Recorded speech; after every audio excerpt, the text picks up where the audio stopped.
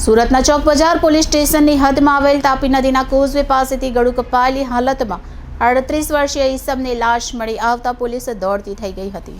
સુરત શહેરમાં હત્યાનો સિલસિલો યથાવત છે। હવે તો લાગે છે કે ગૃહ રાજ્ય મંત્રીનું હોમટાઉન અસુરક્ષિત બન્યું છે।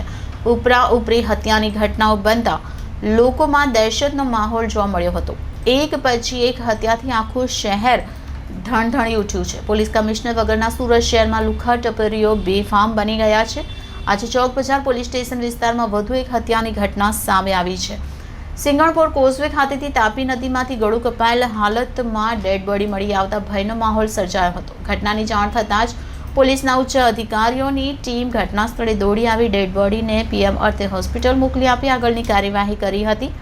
વધુમાં પોલીસે જણાવતા કહ્યું કે મૃતકની ઉંમર આશરે 35 વર્ષ હોવાનું સામે આવ્યું છે અને કયા કારણસર હત્યા કરવામાં આવી તેનું કારણ પોલીસ તપાસ બાદ જ સામે આવશે।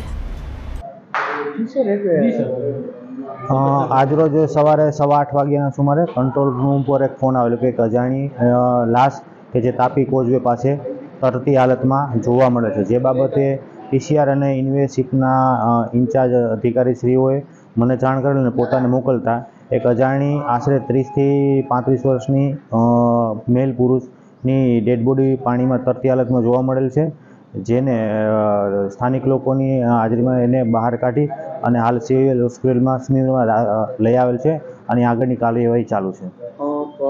મૃતદેહ પર કોઈ ઈજાના નિશાન? હા, મૃતદેહ ઉપર ગળાના ભાગે ઈજાના નિશાનો જોવા મળે છે।